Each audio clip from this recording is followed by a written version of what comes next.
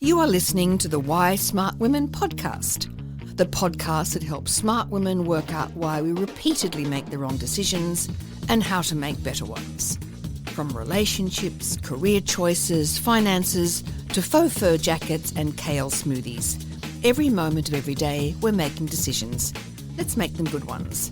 I'm your host, Annie McCubbin, and as a woman of a certain age, I've made my own share of really bad decisions. Not my husband. I don't mean him, though. I did go through some shockers to find him. And I wish this podcast had been around to save me from myself.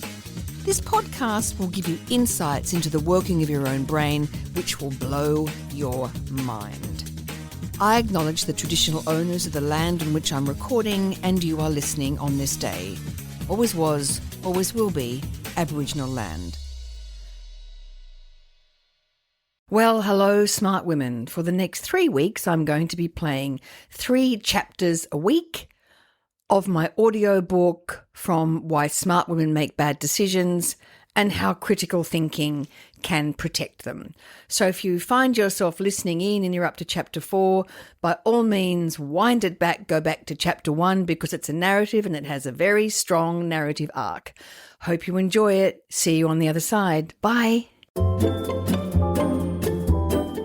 Chapter 5, Cat Has a Meeting.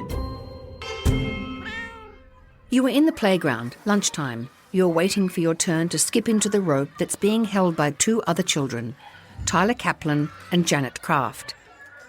Alexandra Finch is ahead of you and Toby Cooper is behind.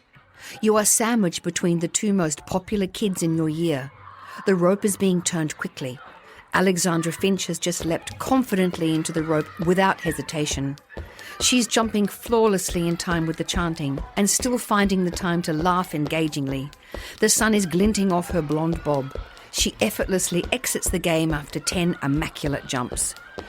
You arrive at the rope. Your heart is beating out of your chest. Your hands are sweaty and you think you might vomit. The rope is a rapid blur. You spread your arms, bob with each turn of the rope, but it's moving so quickly your opportunity keeps passing you by. Alexandra Finch has now taken over rope-turning duty from Janet Kraft, whose arms have tired. Alexandra Finch has unflagging energy. Go, you say to yourself. Just go, Cat. Go, go, go. 3, 4 more times the rope turns, and 3, 4 more times you lean towards it, desperate to prove you can do it. Your legs are so shaky, you're terrified they'll get tangled. You will fall. The game will stop. Everyone will think you're hopeless. You stand there, sweating, your heart now beating so loudly you're sure everyone will hear it. You're frozen with fear, miserably balking at the rope. Jump, you say to yourself. Just jump, Cat. Just jump. Speak. Speak, Cat. Just speak. Go on, Cat. Speak. Just say it. You are in a meeting. It's been 4 months, 5 days and 18 hours since the hipster left. The office table is scattered with half-drunk takeaway coffee cups and empty cupcake shells. There's an inspirational poster on the wall. Make your life a masterpiece. Imagine no limitations on what you can be, have, or do. Inspirational sayings dog you wherever you go. You don't feel your life is a masterpiece, more like a crayon drawing made by an exhausted post-tantrum 4-year-old. It's Peter from marketing's birthday. You all sang a half-hearted, off-key happy birthday at the beginning of the meeting. You've been sitting in the meeting now for 26 minutes and 47 seconds. You know this because your Fitbit is telling you. Your Fitbit was a birthday present from your neighbours. You didn't know old people even knew such things existed. Mrs. Hume presented it to you at a dinner cooked by Mrs. Kovacic and Nika. Since the hipster left, the neighbours are constantly asking you to dinner. It's probably why you can't lose the 2.75 kilos. They all took turns trying the Fitbit on. Mrs. Yee's resting heart rate was 52. The hipster's resting heart rate had been 50. He'd said it was because of his commitment to meditation and mindfulness, and that all stressors were the universe offering you the opportunity to remain calm. However, it seemed that not being able to find the TV remote had been outside the universe's syllabus. You would re-enter the lounge room once his raging at your inability to simply put the remote back in the correct place petered out. You would find him sprawled on the couch, 1 foot on the floor, flicking through the channels. He would turn towards you, smile, proffer a beer, but no apology for the screaming, like you'd imagined the whole episode. You found the remote? You'd venture. Yeah, babe. Yeah, all good. He'd say. The cat, stiff with disapproval, would stalk past him. You would accept the proffered beer and stand behind him looking blankly at the TV, your knees pressed into the couch. You were too shaken to tell him you always put the remote back. It was him who lost track of it after a few beers. Back in the meeting, your resting heart rate is currently tracking between 75 and 93, actually 94. That's not good. Also, is it really a resting heart rate if you're in a meeting with plagiarising Liam from finance? You check your Fitbit again. You've only done 3,768 steps. You are regretting not putting the Fitbit back on for an hour after your shower this morning, so you're mentally giving yourself another 1,000 steps. If it's not recorded, though, it doesn't count. Like life, really. You've gone to speak 6 times in the past 26 minutes. Actually now 27 minutes and 38 seconds. The meeting is only slated for an hour. You have 33 minutes and 22 seconds left in which to speak. Your heart is slamming against your ribs. Your hands are sweaty and you feel sick. What is wrong with you? It's just a meeting. Just speak. Laura from Legal has just started speaking. She has lovely hair, but you find her cold. She has one of those quiet voices that commands attention. People have stopped looking at their phones and are looking intently at her. You are quietly spoken as well, but people don't look so much at you as through you. You know your own hair is marvellous, but Laura is also very slim. Slim, but remote. You estimate 58 kilos, which at 175 centimetres tall is optimum. You've seen her tap across the foyer in her workout gear and cycling shoes in the morning. People shouldn't parade themselves around when their colleagues are trying to cram a cinnamon scroll in their mouths at the cafe downstairs to keep their energy up before the long day ahead. She's currently punctuating her well-thought-out points with her attractive hands. She is wearing a Fitbit too. You would give anything to see her step count. You wonder if she has those scales that don't just tell you your weight. They tell you about fat and water percentages too. You slump further in your seat and check your Fitbit again. The hipster didn't approve of wearable devices, or really any devices or appliances. He thought modern society was killing us with its chemicals, processed foods and pharmaceuticals. He talked about living off the grid, in a hut made of logs he'd hand-hewn. You'd apparently be eating organic oats and spinach, which you'd lovingly tended from dawn to dusk on your 7-hectare property. You had imagined yourself in some sort of frontier dress with an apron, your hand resting on a white picket fence, your Victorian messy bun hair glinting in the late afternoon sunshine.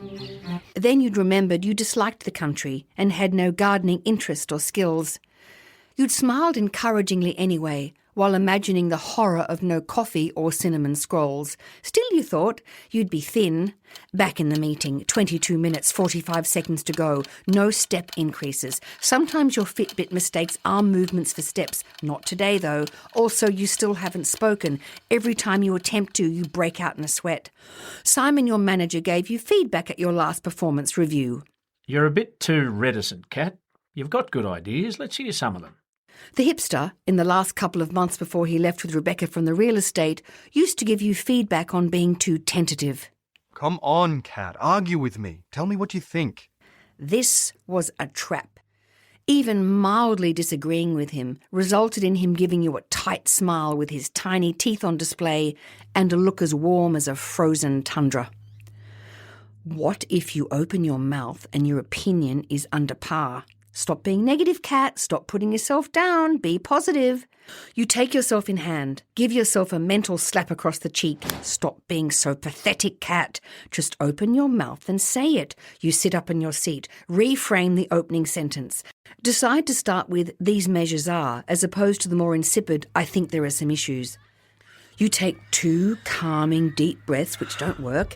You inhale for a 3rd time, slowly. You're building up to it. You're going to jump. 1 more second and you're there. You're about to do it. You inhale, lean forward. Toby Cooper taps you on the shoulder. Give us a go, Kat. He moves past you and jumps without preamble into the rope. Your mouth is forming the word, "these." too late. Peter from marketing is speaking. He has no qualms about expressing himself. Words come spilling out of his mouth in torrents. He seems much admired. You don't admire him. Even though it's his birthday, you're finding it hard to look at him in an interested way. He uses the words synergy and passion relentlessly, which you loathe. Also, his ideas are completely bereft of originality. So much for innovating.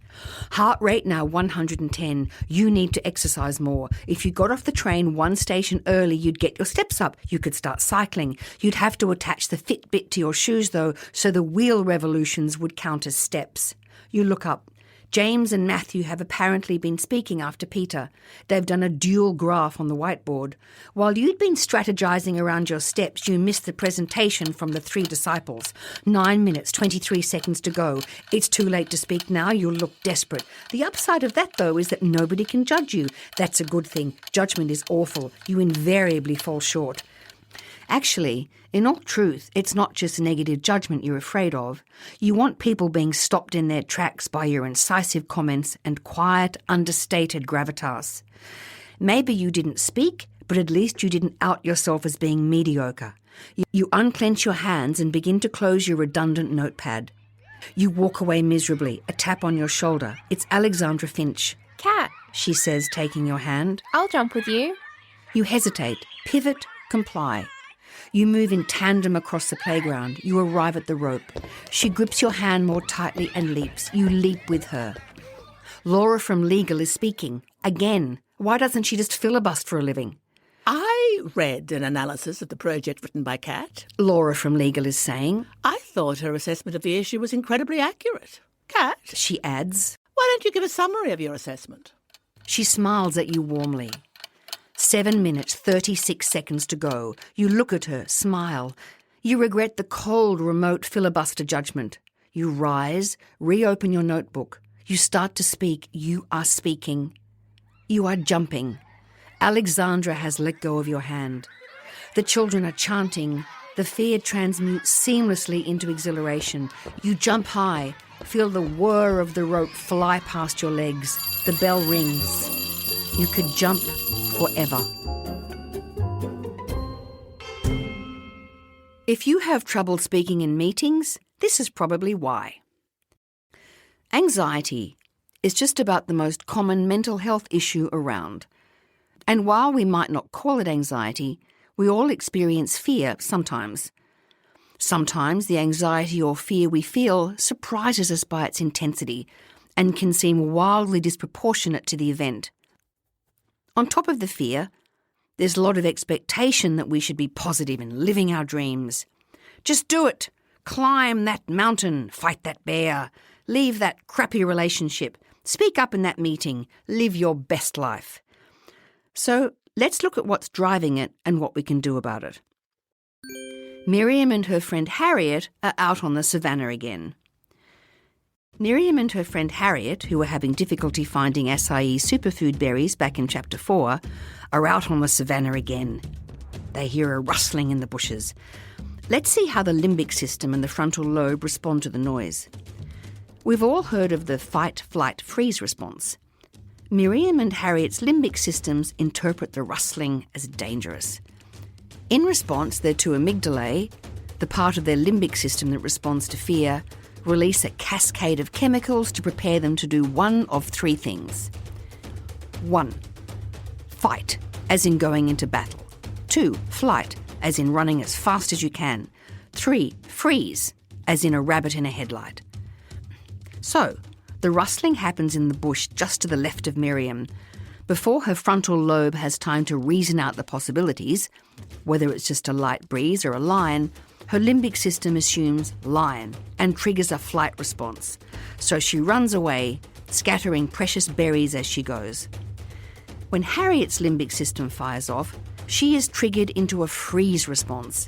She stands dead still, holding her breath, in the mistaken hope that the lion won't see her. The lion sees her. There'll be no lightly sautéed superfood berries or roasted impala for Harriet that night, or ever. Miriam kept running and lived to 46. Her limbic system kept her alive long enough for her to have progeny, and then they had progeny, and on until you were born and are reading this. Her friend Harriet never got the chance to create progeny, so your friend Eloise never had the chance to exist. Shame, as she would have been nice and a pretty good laugh. The point is, your brain and Kat's brain contains the same operating system as Miriam's and Harriet's. Our amygdalae are likely to be triggered in the same way as theirs. Your brain could interpret any of the following contexts as equal provocation for a fight, flight, or freeze response, just as the rustling in the bushes did for Miriam and Harriet. You're presenting to the board. You're about to go into an interview. You walk into a networking event. You have to jump into a skipping rope at school. You have to speak up in a meeting. You walk into a party. You're about to meet your in-laws for the first time. Someone yells at you. Someone asks you to marry them at the same moment you're about to break up with them. There are obviously thousands more contexts in which your fight, flight, freeze response can be activated. Once the activation has taken place, a cocktail of chemicals causes a series of inconvenient physical symptoms which you might find familiar. These include racing thoughts, increased heart rate, elevated blood pressure and sweaty palms. You might also develop dry mouth, butterflies in the stomach and nausea. These responses are due to your body diverting blood flow from the digestive system to the mechanisms that support you to go into fight, flight, freeze. In other words, out of nowhere, you find yourself a sweaty, nauseated, incoherent mess. It's all very inconvenient. The problem is, we are living in a modern environment with a brain that's designed for darker, more dangerous days. Our limbic system is frequently wide of the mark. Approaching someone you don't know at a party may well fire off your limbic system's anxiety response, but this is the moment you need to use your critical thinking skills. What to do when you find yourself in fight, flight, freeze. When the inevitable happens and you find yourself in fight, flight, freeze, here's what to do. 1. Acknowledge that you're in the grip of a fight, flight, freeze response. 2. Don't judge yourself. Avoid giving yourself a hard time. Watch your self-talk. Is it saying, oh, look, there I am again. I'm such an idiot for letting myself get in this state. Just relax. Telling yourself to relax and criticizing yourself doesn't help.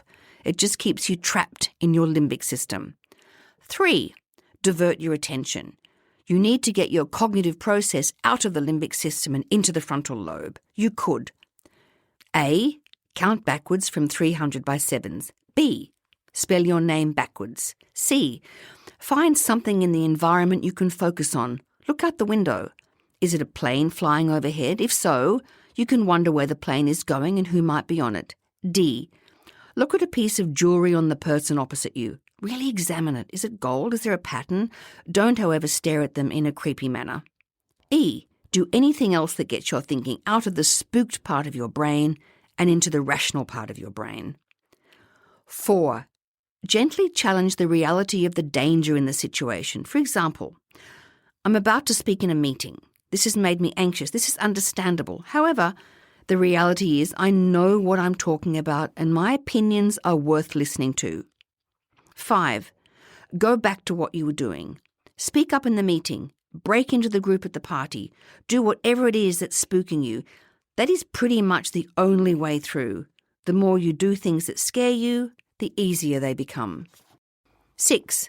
After the scary thing is done, congratulate yourself and make a mental note that you didn't die. That's always a bonus. Another thing you can do if you're in a limbic system spin out is to eat something. Obviously not a 3-course meal, but something small. This engages your digestive system, which is shut down during the fight, flight, freeze response to prepare you for action. If your digestive system is up and running, it's difficult for your limbic system to stay in a state of heightened arousal. Don't, however, set yourself up for failure. Being a human is complicated. Give yourself a break. When to go with the fight, flight, freeze response. If the situation arises that you're alone in a car park late at night and you hear a noise, or you're about to get into a lift and you get an uncomfortable feeling about the lone person already in there, or you're at a party and the person you're talking to offers you a lift but something feels amiss, respect that feeling. Do not analyse this, just take action. Don't get in the lift. It doesn't matter if it's a false positive. Better safe than sorry. Remember that your subconscious is scanning the environment all the time, looking for potential signs of danger. We are unaware of this most of the time. We'd be unable to function if we consciously had to process everything our subconscious is picking up. So, this is where our intuition should definitely be respected. Perfectionism is driving that fight-flight-freeze response. As in Chapter 4, Kat's perfectionism is at it again. It feels justified. In conversation, she would defend her need to achieve perfection. She is unwilling to speak until she can guarantee the words coming out will be perfect. The perfectionism is its own suffocating corset. She runs a continuous track of negative thoughts which support the notion that her contribution will be second-rate. She feels that perfectionism is required, and this belief descends deeply into her subconscious. Watch out for being perfectionistic. Great is the enemy of good. As Michael Shermer says in his book, How We Believe, belief comes first and reason comes second. Not only does Kat have a fundamental and emotional belief that her contribution will be suboptimal, but her conscious mind is also manufacturing logical evidence as proof that this is true. Again, in order to counter this, we need to challenge these unhelpful beliefs with critical thinking. I hope you're beginning to see how much we need to counter these presumptions that are generated in the emotional part of our brains. Who knows? You might even come up with some positive things to think about yourself. Amazing. Heuristics at work again. Just like Mrs. Hume's assessment of her neighbours in Chapter 3, Kat's using a heuristic, a mental shortcut that leads her to conclude that since Laura is a well-presented, quietly spoken, slim, attractive lawyer, she must be cold and competitive. Confirmation bias kicks in, which confirms her intuitive assessment. Time and time again, we are more likely to only see what we expect to see. Laura's kindness forces Kat to reassess.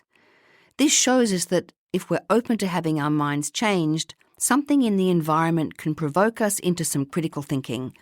If Kat's lucky, she may learn from this and be less likely to jump to incorrect conclusions in the future. Your memories are probably wrong. Somewhere in our subconscious we carry the echoes of events from our lives. If these events were negative, we are more likely to remember them. When a situation arises that has similar elements to a previous event, it can trigger the memory. Maybe we won't remember the actual event, but the flavour of the incident may resurface. This can easily influence our current behaviour if we're not aware of it. There's a theory that memory is not actually about love and fear and retaining beautiful memories to cherish as we descend into our dotage. It's actually about survival. We remember things so we can guard ourselves from them happening again. Negative, highly charged events leave a post-it note on the whiteboard of our brains.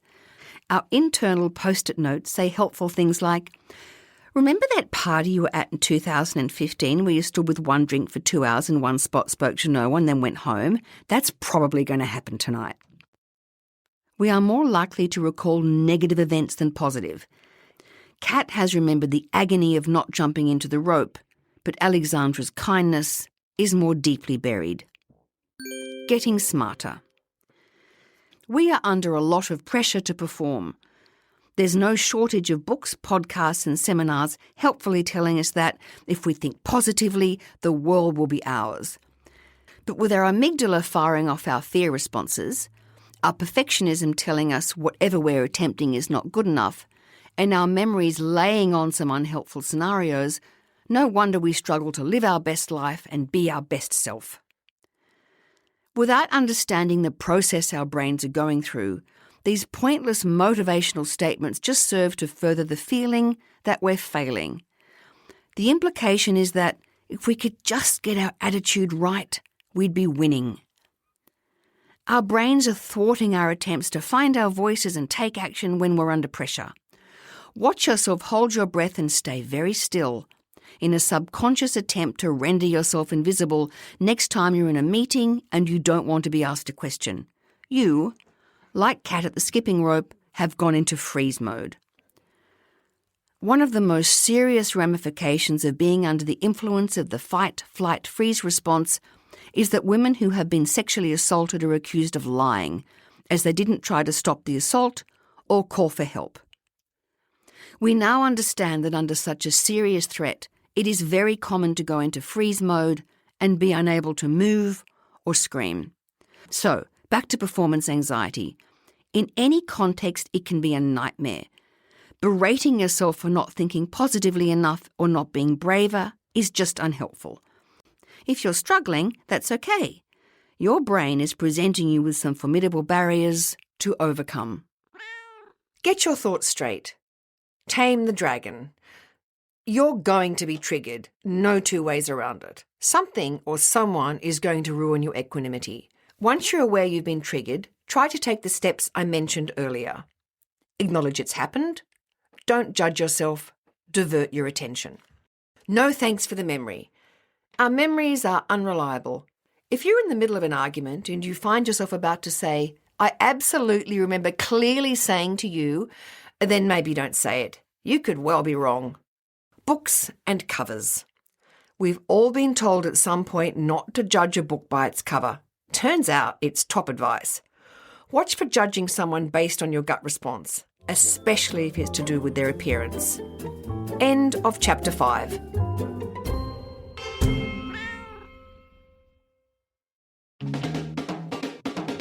Thanks for tuning in to Why Smart Women with me, Annie McCubbin. I hope today's episode has ignited your curiosity and left you feeling inspired by my anti-motivational style. Join me next time as we continue to unravel the fascinating layers of our brains and develop ways to sort out the fact from the fiction and the over 6,000 thoughts we have in the course of every day. Remember, intelligence isn't enough. You can be as smart as paint, but it's not just about what you know, it's about how you think. And in all this talk of whether or not you can trust your gut, if you ever feel unsafe, whether it's in the street, at work, in a car park, in a bar, or in your own home, please respect that gut feeling. Staying safe needs to be our primary objective. We can build better lives, but we have to stay safe to do that. And don't forget to subscribe, rate and review the podcast and share it with your fellow smart women and allies. Together, we're hopefully reshaping the narrative around women and making better decisions. So until next time, stay sharp, stay savvy, and keep your critical thinking hat shiny. This is Annie McCubbin signing off from Why Smart Women. See you later. This episode was produced by Harrison Hess. It was executive produced and written by me, Annie McCubbin.